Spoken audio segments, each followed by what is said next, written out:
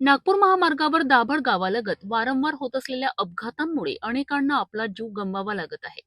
या सततच्या दुर्घटनांमुळे गावकऱ्यांमध्ये तीव्र संताप निर्माण झाला आहे।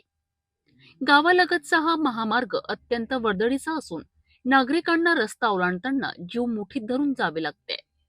शाळकरी मुले, शेतकरी आणि स्थानिक नागरिकांसाठी हा रस्ता धोकादायक ठरत आहे। प्रशासनाकडे वारंवार मागणी करूनही कोणतीही ठोस कारवाई न झाल्याने अखेर ग्रामस्थांनी आंदोलनाचा मार्ग स्वीकारलाय।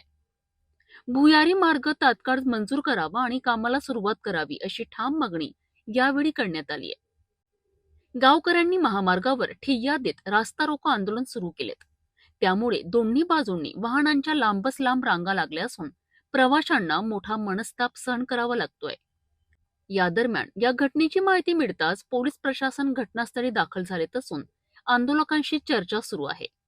मात्र जोपर्यंत ठोस आश्वासन मिळत नाही तोपर्यंत आंदोलन मागे घेणार नसल्याचा इशारा ग्रामस्थांनी दिला आहे।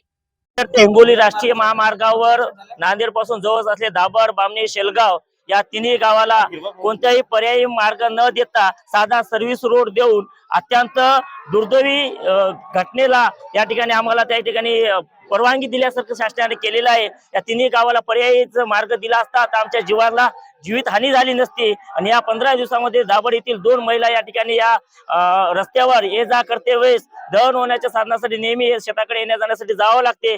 त्या येण्या जाण्यासाठी करते वेळेस त्या ठिकाणी 2 महिलांचा या ठिकाणी जीव गेलेला आहे। आणि त्या महिलांच्या जीव गेल्यानंतर पूर्ण गाव या ठिकाणी सतर्क झालेले आहे। तिन्ही गाव लोक सतर्क झालेले आहेत आणि या ठिकाणी त्यांनी या ठिकाणी शासनाचा निर्देश म्हणून या ठिकाणी त्या महिलांच्या आत्मशांती लाभो आणि पुन्हा अशी दुर्घटना होऊ नये म्हणून या ठिकाणी रास्ता रोको आंदोलन या ठिकाणी तिन्ही गावाच्या वतीने करण्यात आलेलं आहे।